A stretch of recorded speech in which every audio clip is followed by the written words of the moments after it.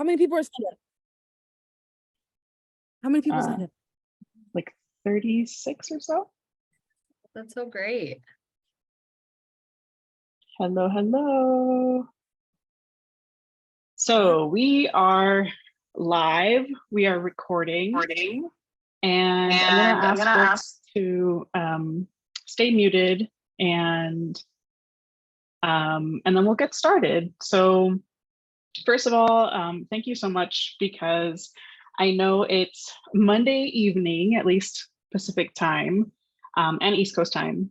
So if you're joining us, we are super honored and grateful that you're here and that you're going to participate in this panel.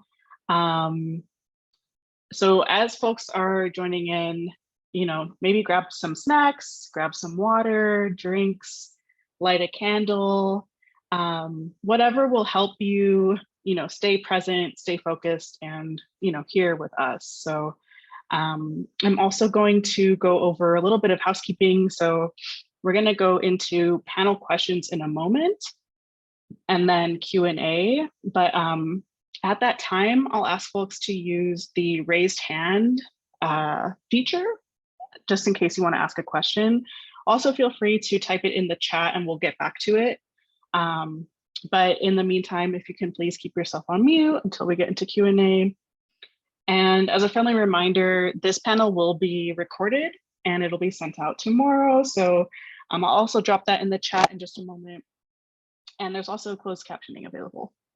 So I'm going to start by introducing myself. If y'all don't know me, my name is China and I'm the founder of Monforte Studio.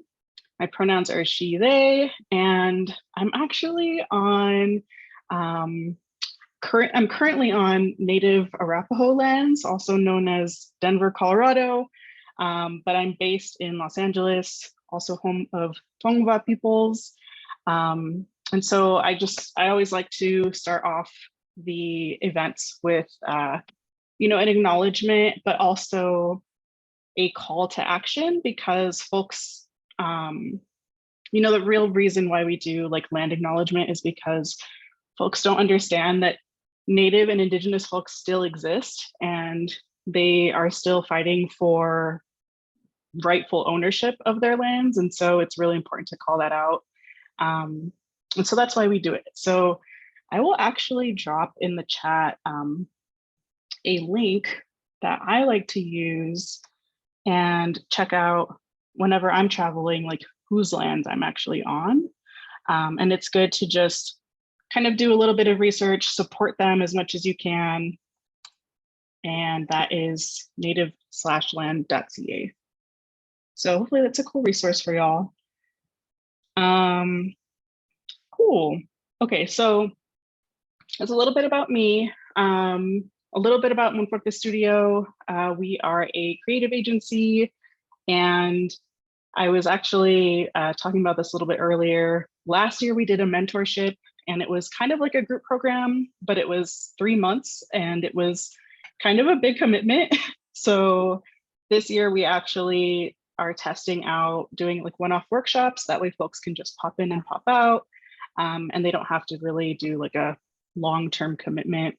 But we also, so the agency side of things, we specialize in web design and branding, really with a focus on intersectionality and obviously community, right? So that's what we're all here for.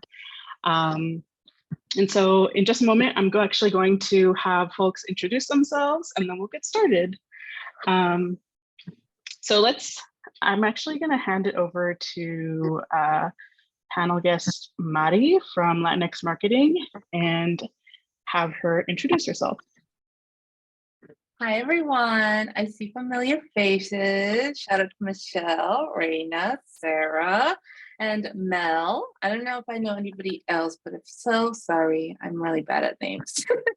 Hi, I'm Mari. I'm the founder of Latinx Marketing, a content creation agency focused in social media.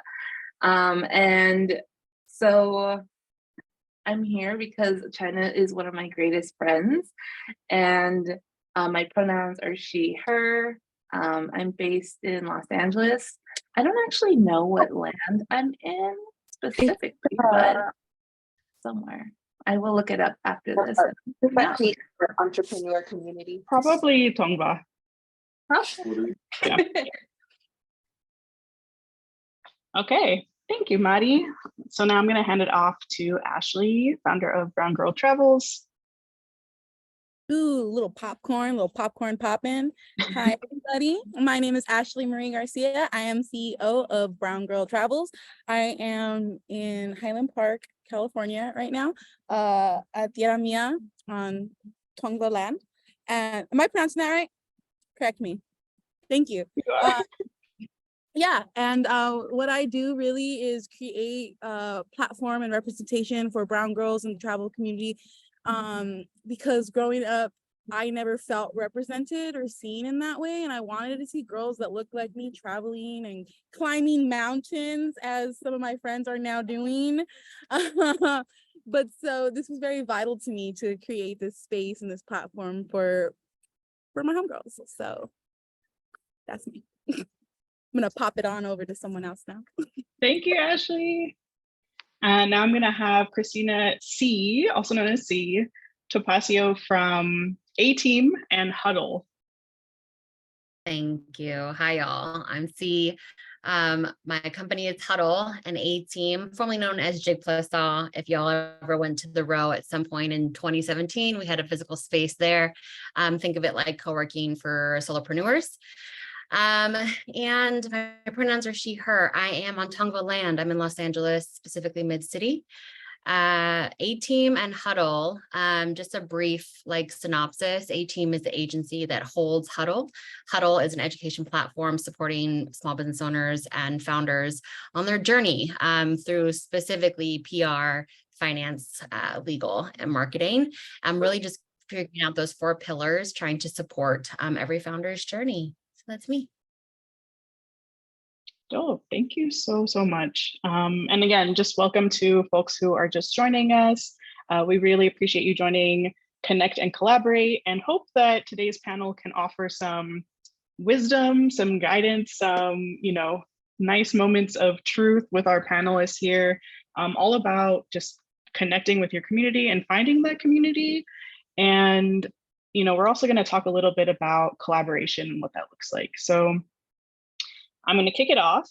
And my first question to everyone is, tell me a little bit about the community that you have, that you've built, and how that came about. Did it come about naturally? Is that community local? Are they national? And what does that look like? How do you engage with each other? I can go ahead and take this first one. I will say that starting off Brown Girl Travels from nothing was very daunting. You created Instagram and you're like, who's gonna follow it besides my friends from school or my family? And so I really wanted, when I had first started, I had put out a call for submission for the first magazine. And so I really wanted it to reach people. I wanted it to be able to publish people and create this platform right from the jump. But nobody knew who I was. Nobody trusted me or anything I was doing. So I reached out to Jessica Salgado, and she is forever a part of my journey and my story. I had been a big fan of hers already, seeing her at the Poetry Lounge and seeing her perform and whatnot. And I had kind of introduced myself already, so we were following each other. I had reached out to her. I asked her if she would be willing to repost my call for submission. And she is the ship that launched 1,000 ships. Because literally she reposted me and she put her community stamp on me, and so many people came flocking over and they're like, I saw you on Yesie's post. Yesie said this about you. Yesie said this about you. I would love to write for you. And I can't tell you how much she kickstarted off the community that I have now. And so it was scary to begin with, but I think that was my tipping point. There's always a tipping point, and that was mine. And when she put her stamp on me and the community recognized that I was somebody that was bringing value to the community, everybody was about it. And I think that from that point, maintaining the relationships was like a big thing. And that's something I continue to do today. Can you talk a little bit about how you support your community in those ways? How I support my community. So likewise, like Yesty did for me, I tried to be a person that, and I feel I want to be open to everybody. If you need someone to repost something, shoot it to me. If your post is not doing well, I will like it. I will send 5 other of my friends to like it. I got you. And these are like, you know, the bare minimum ways that you can support community, showing up to people's events, you know, buying their products, wearing their products, posting about their products, things like that. These are like minimal ways to support community. And then like maintaining community is so vital. I heard somewhere that it's not about networking. It's not about extending yourself to more and more and more people. It's about really maintaining fruitful relationships and like giving into each other. So like, I can't tell you how often Ina has showed up to my events or has showed up to something I've done. She was the first sponsor when I had a community event. And you know, like, oh, chills. I love you, but these are ways in how we support each other and we look out for each other. And here we are all these years later, and we're, you know, she asked me to be on this panel and it was yes, there was no ifs or buts about it. Like, I love that. Yeah, and I feel like you have honestly built such a strong like local community, especially like Jessica is from Silver Lake, and I know because I grew up in Silver Lake like before it was gentrified and our family got pushed out. And so to see you pour so much into the community in Highland Park and Frogtown and like all those surrounding areas is really special, because when those things are kind of taken away, you know, through gentrification, it can be really hard to keep that community, like to foster that community still, right? So yeah, so thank you for talking a little bit about that. See, and to go back to the question was, you know, tell us about your community specifically and how you built it. Did it come naturally to you, or and are they local? Are they national? What does that look like? Yeah, I mean, I'm so enthralled with Ashley's response. So that was like such a great enthusiastic approach to community. And that's, I think, why I even started getting into this space so long ago. Community for me was all online. I started a blog back in like 2008. And that's just because nobody understood anything that I like loved. And I wanted to find friendship with like-minded people. So building online community was kind of my foundation and what brought me to building an IRL space, because after, 10 years, it just felt like it was necessary to be present for the community and not just online. And I figured out a way that I could connect with that community. And that was specifically about growing businesses, scaling businesses, launching businesses. So the physical space was kind of that manifestation under the name Jig Plus Saw. And I think because online community was so special to me, it was like all these little personal relationships. I actually just hit up Raquel, who's been in my ether for such a long time. And that means a lot. It's because I've had these like blog community humans come to like a Jigsaw perspective to now Huddle. And so it's nice to like watch the growth of like how community can be created, and they're following along my personal journey, right? And so that I think is like just even more special, is because I'm cultivating my own community because I'm trying to search for those like-minded humans. So for me, it was just building like my ideal friend group, and that just happened to be like online turned in person. And Jigsaw was local, and Huddle will inevitably be not local. It's intended to be online. If we ever went to physical space again, LA is its home. It's really the foundation of what got Jigsaw off the ground in the first place. So yeah. I love that. And I think having a physical space is so special too, right? Because so many of us make friends online, and then even if it's like across the states, like we aren't able to actually be there in person with each other. So that's a beautiful thing also, to just foster community, is actually having a space too. Yeah, that overhead is no joke though. So. Yeah, that part. How about you, Mari? So mine's actually started way before I started my business. I grew up in Hawthorne, which is 45 minutes away from like downtown LA. So a lot of the community here is not as like close and knit as it is in like downtown. I feel like those communities, like, you know, your neighbors, you know, like the people that own the restaurants, the people that own all the shops. And when I'm here, it was just like, okay, like me and my own little bubble. And so when I came back from college, I was very much alone. I had one friend, and that friend was in San Francisco. Like it was just like very a lonely time for me. And I think that it changed when I found out that a Latina can even be an entrepreneur. For me, it was, I always wanted to be an entrepreneur. I just never saw anybody that looked like me. And so when I found out about that, I was like, oh my God, this is amazing. And then COVID hit, and I was like, great. Right when I wanted to like insert myself into like a new space and a new community.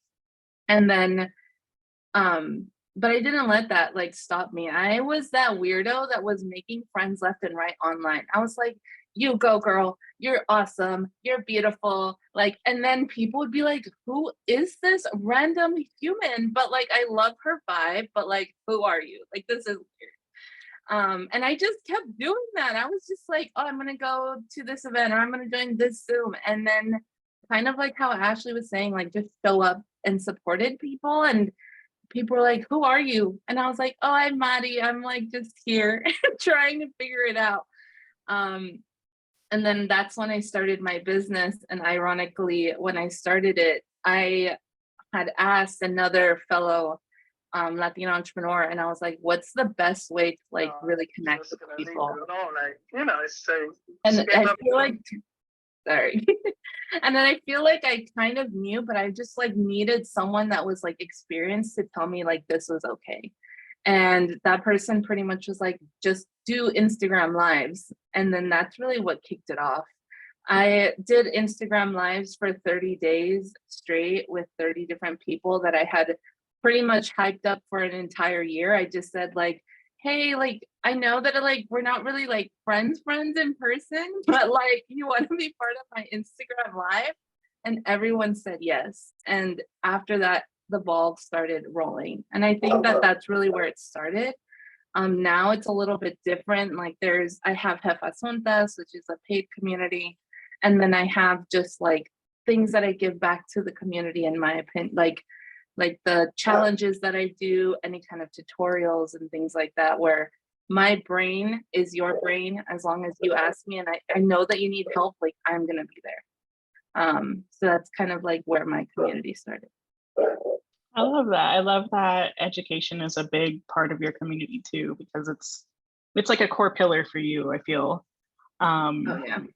Can you talk a little bit about how your community has transformed a little bit now that you have Jefas Juntas, which is like a paid community, and what does engagement look like there? Like how do you engage with each other?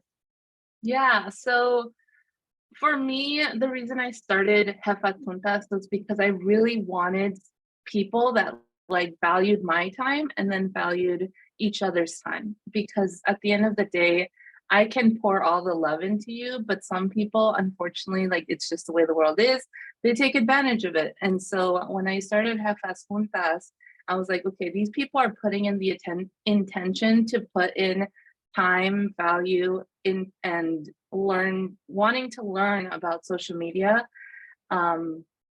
through me. And so I'm going to give as much energy as you're going to give back to me. And so because of that, that was how I was able to build that community. And within that community specifically, it's creators and entrepreneurs, which is the fun part of it all. There's people from all walks of life, people that are doing physical product, there are people that are doing online product, there are actual creators that are just creating and haven't received a dime yet, but they believe in themselves. And that's the beautiful part about this community, is that everyone is cheering each other on. There's like no competition amongst us. It's like, how can we help you to elevate every single day? And And so that's kind of what Jefas Juntas evolved into. I do understand that there are like limits to things, and that's why I always continue to give back to the community through quarterly challenges and just free education, because I think that at the end of the day, we all deserve a chance. And like, I've been broke before, like it's not fun. So like, I want to be able to give that chance regardless if it is paid or free to somebody that believes in themselves. I love that. So like making sure that it's accessible too, right? And I know you mentioned that coming back from college and then like having to go through COVID while you're starting this business, it was really lonely for you. And I think that's also how we connected, because I also was feeling maybe not lonely, but alone in my entrepreneurship and just starting. And even though I had built a really I had built many years of like relationships through the work that I did, the freelance work that I did. Starting a business, I was like, what am I doing? So it was really cool when you and I connected in person after knowing each other online, and now we're really close friends. But I would like to talk about like that feeling, because I think it is really easy for folks to feel lonely and alone, especially if you work from home and you're not in person, right? I want to ask, what's one tip that you would give for finding that community specifically? Anybody or me? You can start. Okay. Okay, so honestly, I created that friend that I wanted online. So I was like, if I show you how I want you to treat me, by like hyping you up, by following your journey, kind of like how C was saying, like she was like, I show up authentically through like my entrepreneurial journey. There are people that are hyping her up, right? There are people that are hyping each one of us up, and it's similar. You just have to find someone that you are relating at that moment. And I think that's like also a thing, that you don't have to stay in the same bubble, because I feel like that is one thing that holds us back, is that we surround ourselves with people that we've loved for a really long time, but sometimes you need to break out of that in order to grow. And I think that was like almost happening to me, where I was like, I want something more. There's something out there that I want, but I can't seem to find it. And so I put myself out there, and I chose to be vulnerable and authentically who I am. And by reaching out, by just following people, I feel like nowadays it's more common to just follow people that you enjoy their content from. So you've got it a little bit easier now that TikTok and Instagram have changed. But I think it's just that. It's just figuring out, like, getting out of your comfort zone. That's like the biggest step. And that's how you're going to eventually find people. I love that. What about you, C? What's one tip that you would give folks to finding community? Yeah, I mean, community, the intent is to serve, right? Like we are intending to serve each other. I mean, that's what, if we were to like break down community, how we grow up, right? Is like we foster each other's growth. And so for me, like, when I'm seeking community, because I'm so prone to stay online and stay home, and I can get myself into very much like an antisocial environment, I know I crave connection, especially in environments that like I haven't been in. So I started seeking out things that like I've never gone to an experiential dinner group before, or like I took my girlfriend trapezing. So like I'm trying to figure out ways to build community and things that I'm not necessarily like seeking out in my online life, because on online life, oh, I'm thriving. I'm thriving. I have the biggest network, and like I feel like I can really connect and chat online. But I think my in-person stuff, I think, is where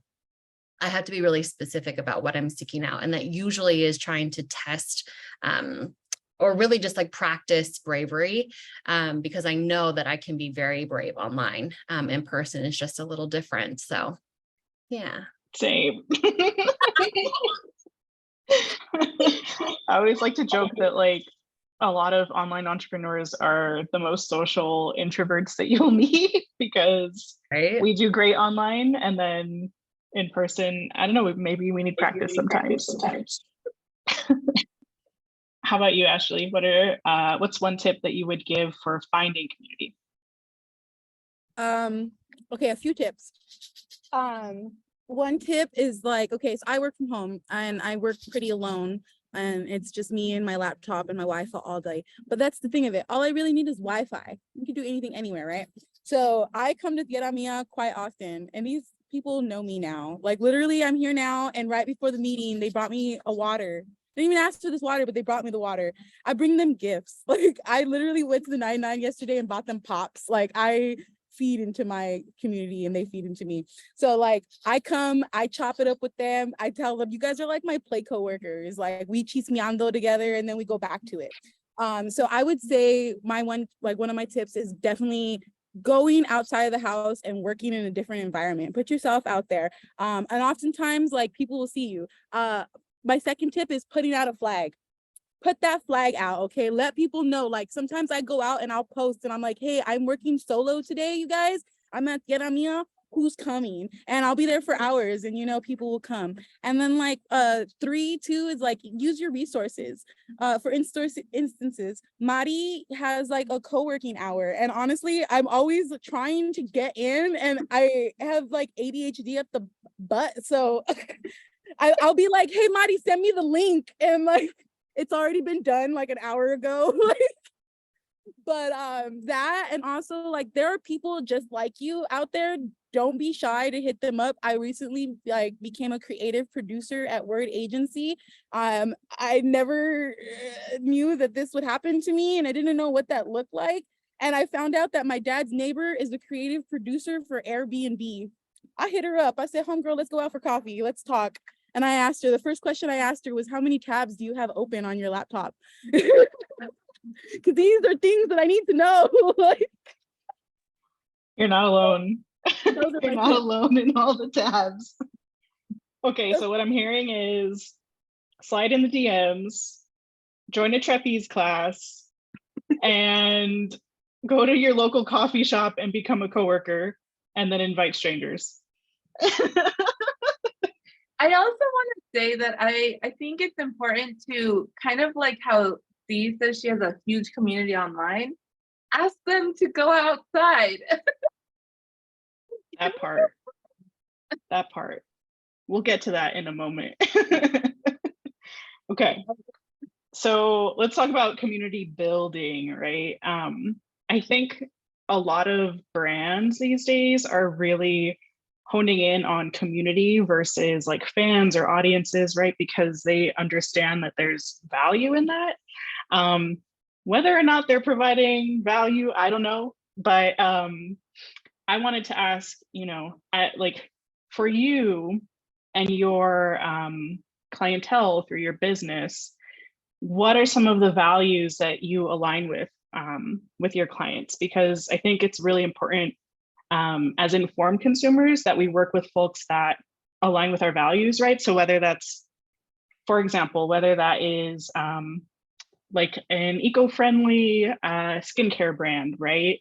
Or let's say for me, it's really important for me to work with other women of color, other queer folks of color. Like that is a value that I hold true to myself when I'm looking for folks to collaborate with. What are some values for you? And I'm gonna ask Ashley first.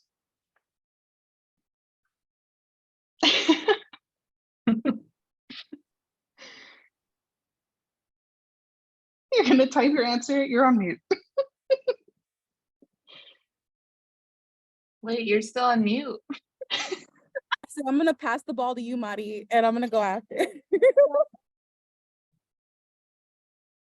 She's not ready. She was typing in the comments. I'm the worst. Okay, hold on. Wait. I think I'm ready. No, I'm not. Okay. You want me to kick off? Yeah, go Give everyone time. Mine, okay, so this is whatever, it's recorded, it's fine. I'm all about exploiting the corporate dollar. That is literally how I work. And so while my clients don't necessarily align with my personal values, I manipulate that contract to support the communities that I do care about. So when I am signing on to something that is significant to me, it's significant to my community. So who am I bringing into the fold? Who am I giving access to dollars? You know, my last client, we were able to fund No Us Without You for like 60 grand. And that to me is something that has weight, has value. And while they as a corporation aren't necessarily ethical, and I'm sure so many practices, my job as a single person is to be strategic with their dollars and be able to support the communities that I'm in or within. And then I can figure out how to focus on supporting small business owners and solopreneurs. And I do that through Huddle. A-Team kind of, that's the exploitation of corporate dollar. And then Huddle is really about supporting founders who are on their journey, because that was me in 2015. I needed that. So that's how I do that, if that answers your question. Mm-hmm. Okay, I like Okay. that. Yes. Yes. Yes. All of that, and to bounce off of that, because same boat, homegirl. Okay, like for instance, we're gonna use an example. I host community events.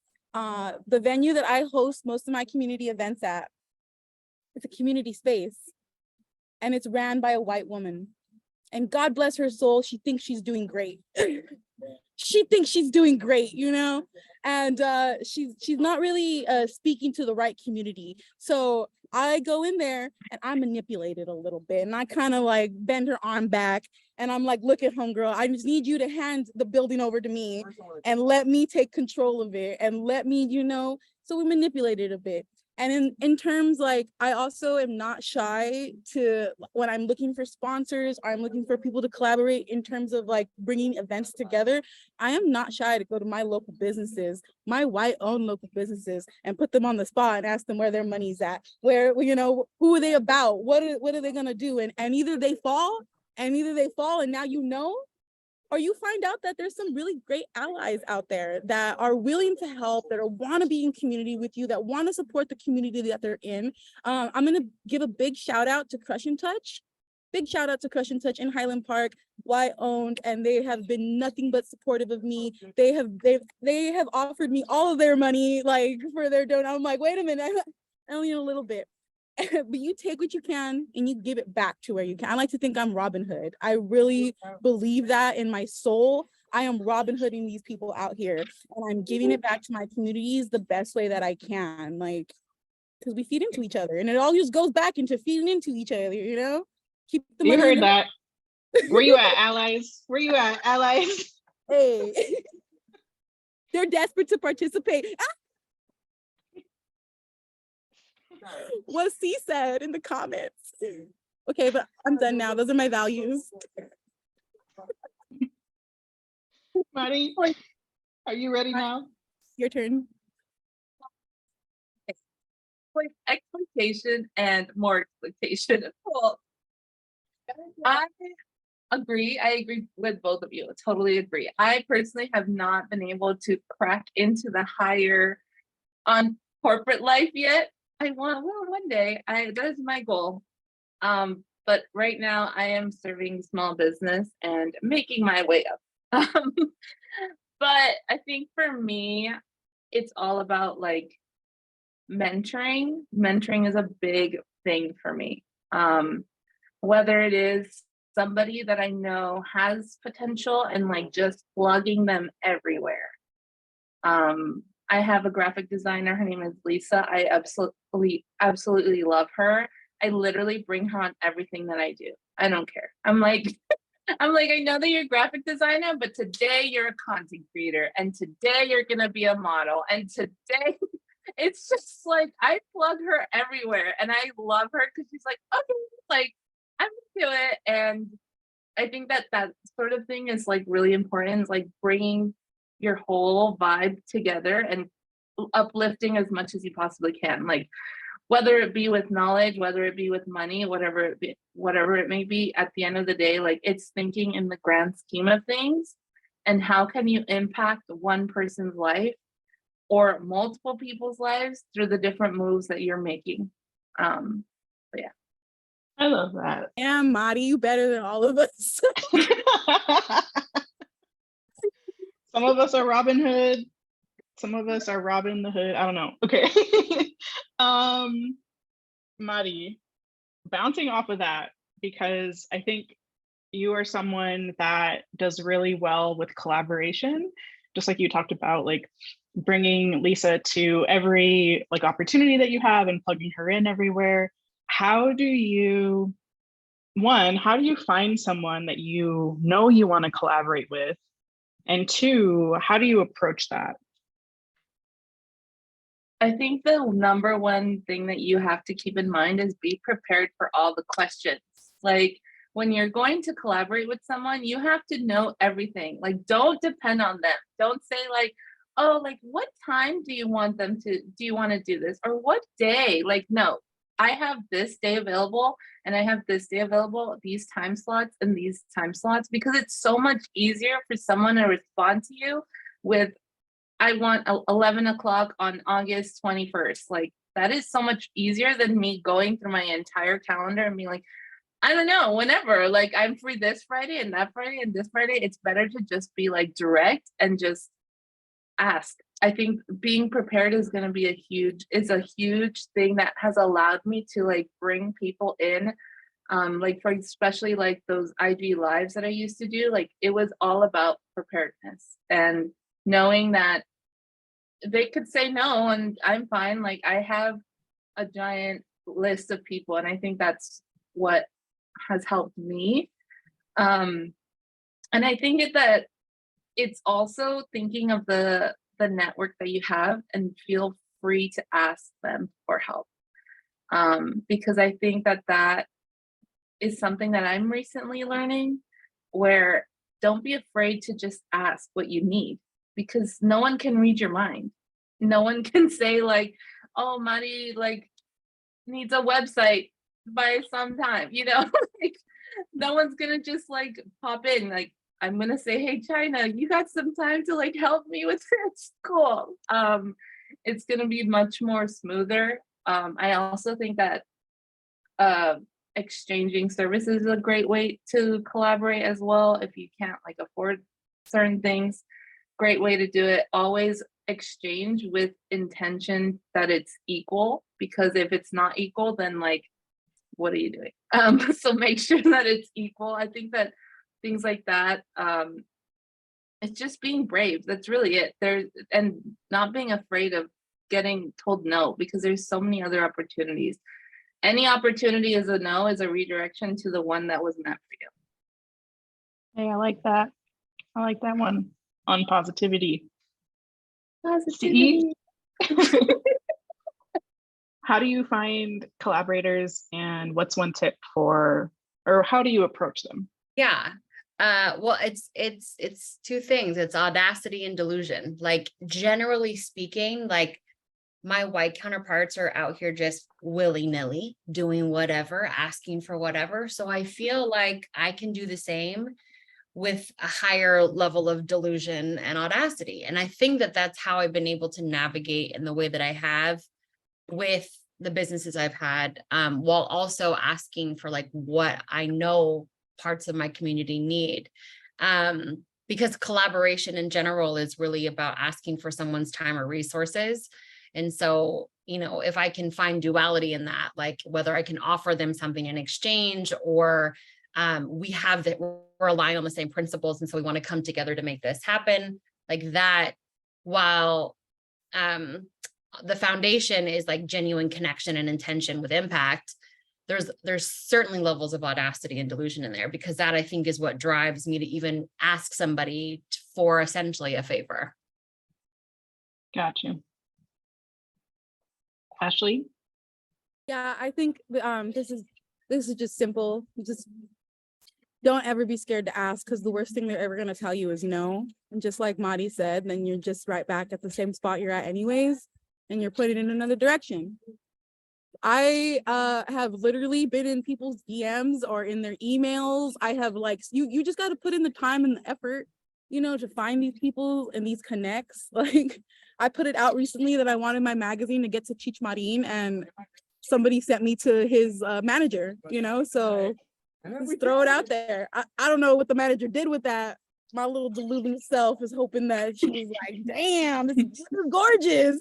And they're over there talking about it behind my back, but you know, who knows?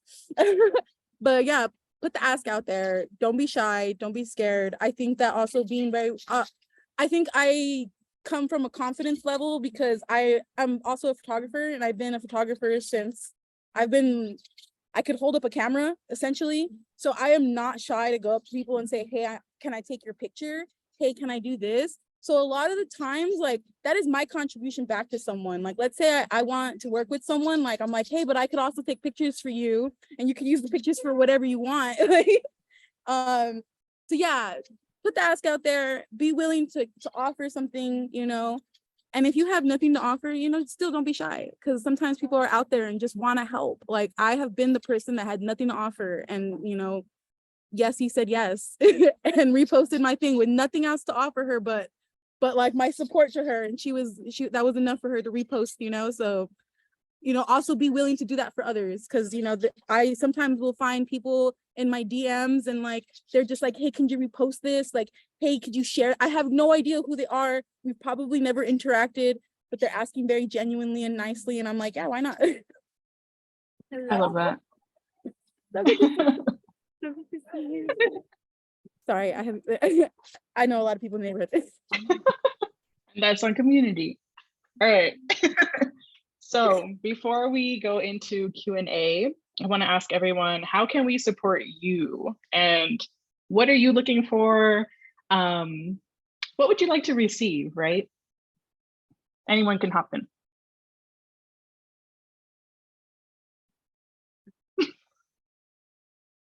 Can you ask the question again? I was just hyped because me and C remembered that we met each other at the work. Sorry. I created a distraction. My bad. Really distracted. I'm sorry. How can we support you? How could you support me? Just keep reposting my stuff. Yo, if you see that I posted a reel, like it, comment on it, share it with your people. If you see I'm having a community event, like, pull through, they're always free. You know, like, just being a support. Honestly, sometimes people like send me messages and I could have not posted anything for a week, and someone's just like, hey, I miss your post. And that is like the most biggest thing, like, motivator for me. Like, I had stopped posting my daily like activities because I thought it was kind of stupid, and somebody, like 2 girls, asked me why I stopped, and that brought me back into the game. And like, they don't realize that they literally, like, that fed my soul. So just like feed. I don't want to say feed into me because I don't like that. That sounds bad. Just feed into me. Let's just feed into each other. I will. Okay. Drop your Instagram link in the chat. At Brown Girl Travels. See, how can we support you?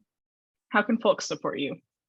Yeah, I mean, follow the social handle Huddle Culture. I'll put it in the chat. We are doing a free workshop on storytelling and road mapping your MVP in 2 weeks, and then launching the full course in a month. And so if you know a founder who's starting or relaunching something big, would love if you passed us their way. Dope. Maddie, how can folks support you? Okay.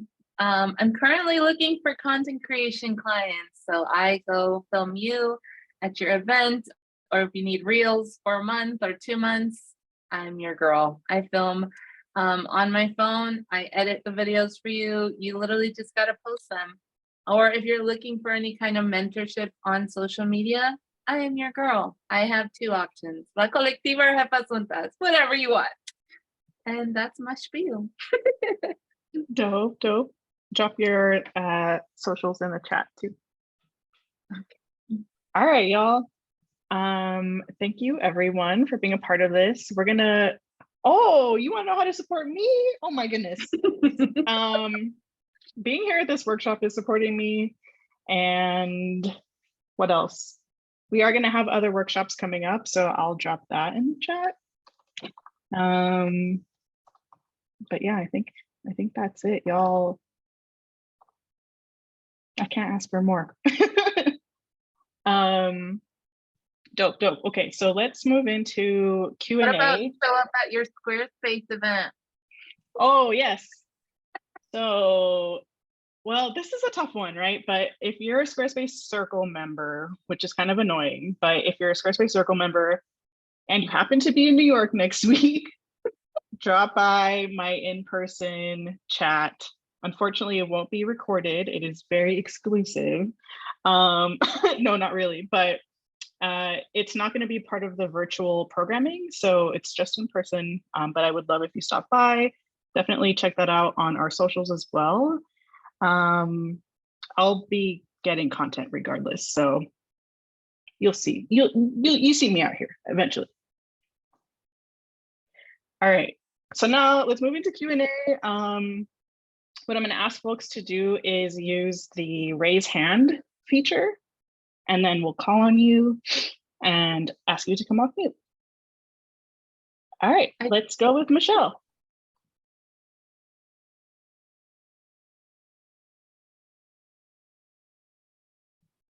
Wait, you're muted. You're muted. There you go. Is it working? Okay. I didn't want to ask this question live, but okay, I'm going to come off in the nicest way, not for anybody here, but in general. How do you guys go about giving back to your community, not gatekeeping and sharing, when so many people within our community now are copying? And this is real talk, because I'm very big, Mari knows, about sharing, not gatekeeping. But how do you continue finding motivation to share, not gatekeep, full on transparency, sharing things, only to find counterparts within our own community copying exactly what maybe your brand is doing, your products about, your services about, all of that? And I'd love to hear from all of you. Thank you. Mari, I feel like you had the first reaction to this question, so I want you to go first.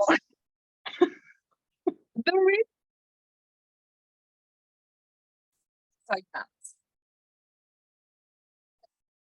I think personally, I would block that person. I think once you cut them off, they won't be able to survive. I personally think that.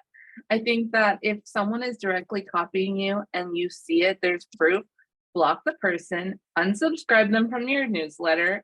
It is just take them out of your realm. I think personally that is just like the easiest way to keep peace of mind. And yeah, it may like come off as, in a sense, like, what's the word, aggressive, but at the end of the day, like, you're protecting your energy. And if you need to protect yourself, like, that's where you need to put yourself first, because whatever that person thinks about you, who cares? Who, like, at the end of the day, who cares? What is she gonna do? You know, throw a mini tantrum on stories? I don't know. Like, she knows she's in the wrong. So that's just my personal opinion. Can I add? Okay, this is going to be a very much like, I know this is not what we want to hear, but like, it's going to happen anyway. And so you're going to attract the people that you've attracted, and the copiers will attract whoever they're attracting. But your authenticity with whatever it is that you're sharing is what attracts the masses, what attracts people to you, your delivery. Somebody can't copy your delivery. They can try. They can literally take verbatim what you say, your graphics. I mean, fuck, we're all using Canva for the most part. And so, I mean, I think it's just in general, like, we kind of have to, we're going to be copied. I mean, fuck, when Jigsaw launched, 5 different white women co-working spaces launched right after that. It was like a year or 2 after, and all about funding. And what I had to remember was, like, we attracted the right community. We attracted the people who needed what we were offering. And they even one of them took the tagline that we had. And so you just kind of have to move through it, knowing that, like, what you have cultivated is the honest version. And, like, so be it if they take it. Because even if you were to, like, say, fuck off, they're going to do it anyway, you know? Sorry, so many fucks, my bad. Hey, we're all about authentic cursing over here. I love that, and I super agree. Imitation is the greatest form of flattery, right? Yeah, that's how that goes, right? And people are gonna come and people are gonna copy what you're doing. That just means that you're doing it right. that just means that you're attracting a crowd. And that means that people wish that they could do it as good as you. How I would go about dealing with it, my bold ass would probably post about it on stories, first of all.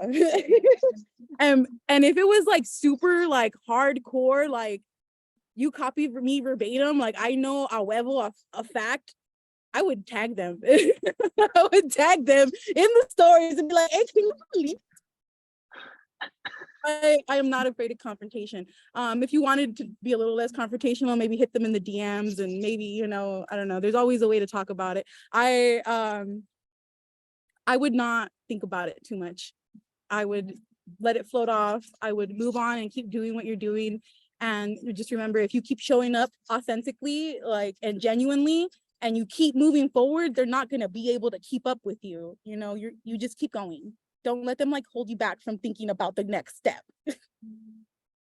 And that's what I mean. And that's what I mean by protecting your energy, because like you spend so much energy like thinking about them, fuck them, like I'm angry, like what should I do? Should I go on stories and like just curse up the world? But at the end of the day, like you are affecting yourself through the energy that you're putting out there. And like, why? For somebody to like just do an Instagram battle, like it's not, I personally just don't think it's worth it. But so that's what I mean, like just cut them off. Like if you cut them off at the source, they won't be able to copy you anymore. And yeah, they can create like a fake Instagram, but like one day they're gonna reflect and be like, damn, I don't have any creativity in my body that I created a fake Instagram to follow Michelle. Like what? I love that. I think there's so many approaches to this, and I do agree that at the end of the day, like no one can take your secret sauce, your special way of doing things. That being said, I do understand that I feel like it hurts more when it's someone from your own community. Like, I don't know, we expect colonizers to colonize, right? But like when it comes from within, it's like, it's extra painful. And so I kind of resonate with that. My only tip is like trademark your shit, like get legal. And I'm gonna drop our trademark lawyer in the chat because I think she's a really good resource. And there's energy that you spend on like thinking about this person, but there's also energy that you put in creating something, right? And like creation coming from you, coming from your brain, from your soul, from your lived experiences, like, yes, no one can take that away from you, but also it's sacred. And so if you can protect it in some ways, like I think that's the best way to go about it. Then you can take legal action, which sucks, but you know, folks are out here just being rats, I guess. That also having conversations with them, like talk to them first. And what else was I gonna say? I forgot, I'll come back to it. I will say that sometimes people who are copying you don't even realize that they're doing it maliciously. Sometimes they think that they're like, you are literally someone they admire and they're really thinking like, look at me, like I'm following their steps, you know? So yeah, like, I think it's really up to you as the individual to gauge the situation and see how you would like to approach it. But so many facets, so many angles. Yeah, I think that's what I was gonna say too, is like, they may not realize, but also they may realize, and they may be at the beginning of their journey. And so, you know, at some point we all have to learn from each other in some way. So I think letting them know like, hey, maybe you took it too far and kind of having that conversation too. Okay, any other questions? Leslie. Hi, thanks for this panel. Thanks for putting this on and everyone's time. I have a question since we've been talking a lot about community. As far as kind of the way social media has changed and evolved and it continues to grow, and we wake up one day and there's a whole other app we all have to learn in 5 minutes and become experts at. If we're talking about true connection and true communication and building a community of people, as far as like best like ways to do that or best apps to use for that. And this isn't so much like a TikTok versus Instagram war, because I feel like the war has been won, but I think the war has been won in the sense of like usage and where there are a lot of eyes. But my question is more about building intimacy, just kind of in your experience or what you've seen, or maybe even what you project. If, you know, where is that place where you're still having one-on-one conversations or having dialogue with your community in a very like direct and intimate way? Is it even outside of those applications? Like maybe it's somewhere else, like a Substack, or like, I don't know, maybe there are other places, or it's your email list. Like maybe that's the best place because at least it's yours. Like, where are you finding the best, like true community, authentic connections happening? Thank you. Yeah, I can hop in. So for context, a lot of my community is around activism and like nonprofits that do a lot of activist work, a lot of arts nonprofits as well. And so those folks I connect with mostly through email. I find that they are more likely to respond to like my email marketing, which is really nice. Versus Instagram is also really good, but I feel like it's a little bit different. Sometimes it can feel, I guess, surface level, versus with email. Like, first of all, people hate email. Like, we all get enough email as it is, right? So when someone responds, there's like a very genuine, intimate connection there. And I think, you know, that's just an example for me. I'd love to hear from everyone else, but for sure, email for me. I'd like to go next. I think from a marketing perspective, I think it depends on where you want to spend your time. That's literally it. There's really no like solution to it all. It's really where you want to spend your authentic time in.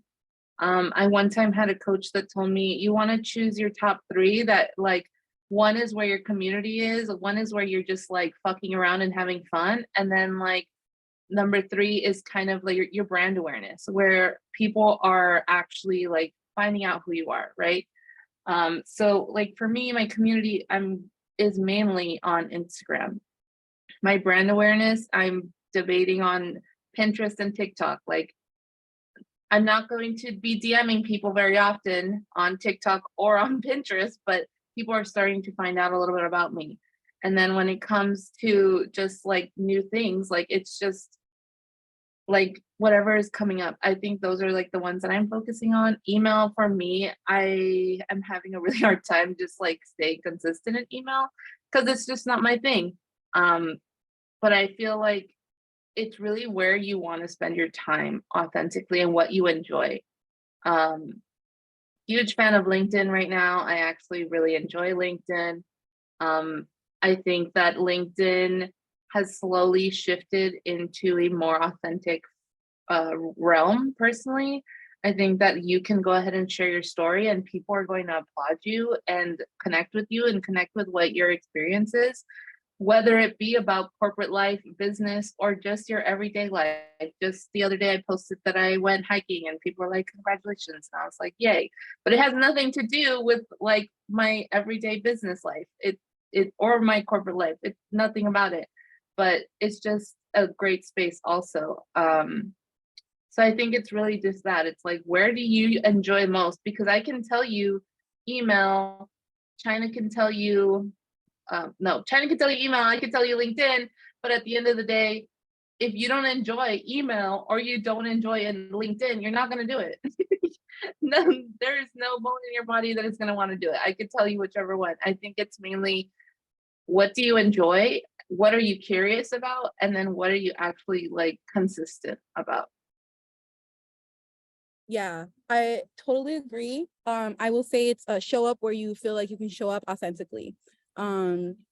I wish I could say that I was really good at like connecting with all the people that send me DMs, but I'm really bad at it. I'm really bad at texting my friends. So um, I'm sorry for slacking there, but I show up strongly in my stories. And I feel like I'm authentically able to connect with my audience because I take them with my day.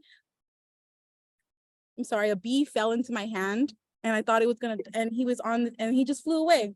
And I think that was a great sign. Anyways, yeah, so I show up on my stories. I like when I travel, I will take my community on the full trip with me. And sometimes it's ugly. It doesn't look like a great story. It's me at LAX waiting for the bus to take me somewhere so I can catch a lift. You know, but people love to see the journey. They love to hear the BTS behind everything. So I feel like that is the best place for me to mass connect with my community, and it's intimate and it's authentic. And then it falls over into like when I authentic, like I feel like I'm talking to them and I'm inviting them to my community events. I feel like at my community events is where I am majorly able to like intimately connect with my community. I've literally, people have cried in my arms. I've cried in other people's arms at my events. People I've only been friends with on Instagram, and they're like, I saw your thing and I'm here today and it's beautiful, and it's really nice. So I feel like that's how it like streamlines into IRL. Also, hi, Leslie. Let's see. My honest perspective on this is your community will meet you where you're at. I don't think you're missing out on any platform, one or the other. There will always be a better one or a cooler one or a more optimized, friendly version of connection. But I don't think that your community is like waiting for you to join an app or even to join this community. They're going to meet you wherever you decide to show up. If you disappeared from online completely and you only did in-person pop-ups, they would be there. I think that we hold so much weight in social platforms, email to begin with, that it stops us from actually showing up authentically because we're always thinking about that strategy. And while strategy is necessary, we are business owners. I think that the concept is if we just decide to choose one, and that's where we choose to show up, they will meet you there. Agreed. Any other questions?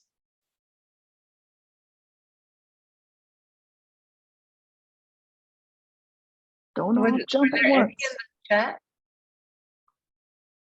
Or no? I don't know. I did not see any in the chat. Feel free to drop in the chat too if you don't want to come off mute.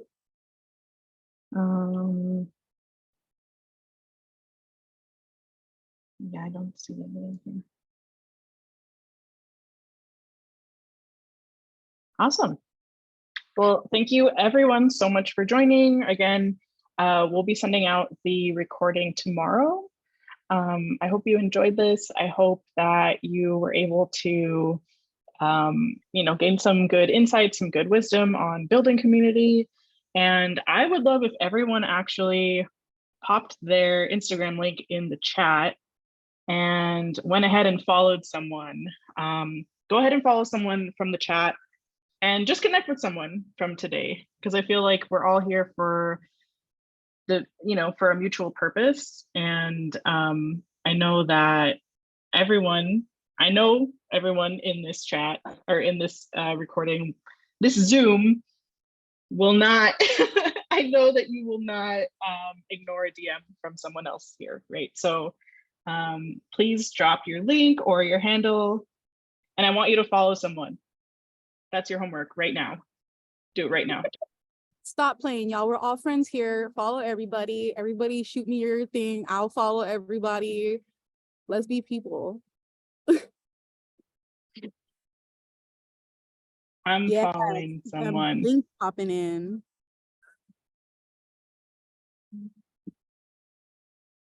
Oh, someone asked a question. Daisha Jimenez.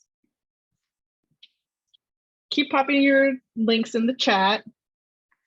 how do you stay connected with your community when things change for you personally?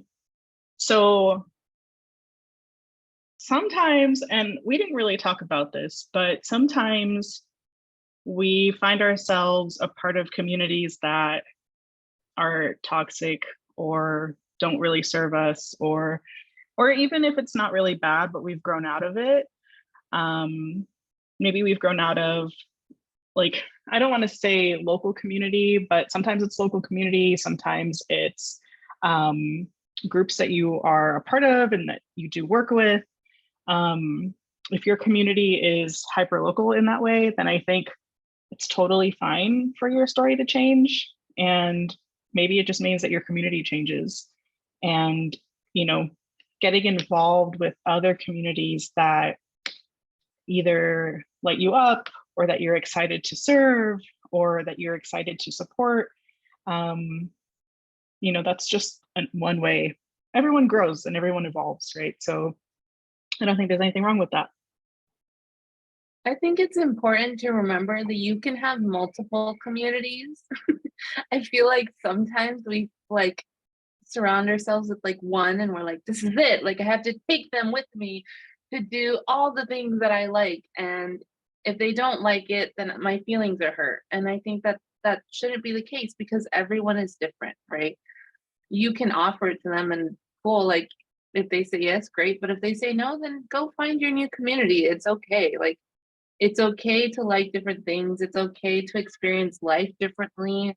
I mean, I believe in astrology, so like everyone is a different sign and all your moons and suns are different. So we're all destined to be different. So I think that you can have multiple communities and that's okay.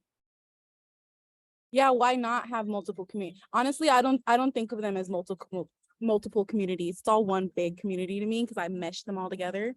Like, for instance, my magazine is called Brown Girl Travels, and I have dedicated this magazine to brown girls traveling. But the most recent issue is the Marihuanera issue with Mara Munoz on the cover, because I like to smoke weed and I wanted that to be a part of my magazine creatively. I needed it to be that. And so that's what it was. And guess what? My community did not fall off. They did not say, oh my God, she's talking about weed now. Everybody was like, yes, we're excited for this new issue. Also, like, you know, you change, things happen in your life. I kind of took like a small turn like a few years ago and did a magazine on healing. And, you know, the community loved it because we're all evolving constantly and we all need to hear all these little aspects. So it's great. Interconnected communities are amazing. Be authentic and genuine and show up, and then that's it.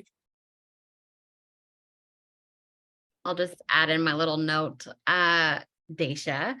I would say when things are changing, it's like another layer exposed, which means more levels of vulnerability with your community. So as your story changes or moves through a new season, your community is along that journey, and those who drop off, and those who stay.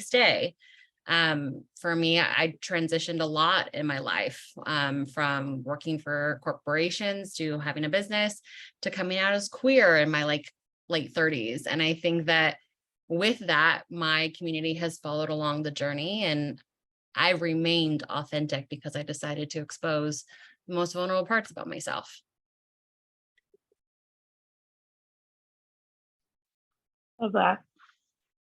Okay, if you haven't gone and DM'd someone yet, do that right now or else. No, thank you everyone so much. Thank you, C. Thank you, Ashley. Thank you, Madi. Again, we're all open to connecting as well, so hit us up, and you will see a recording in your inbox tomorrow. Thank you. Thanks Have a good night. Yay. Bye, everybody. Bye.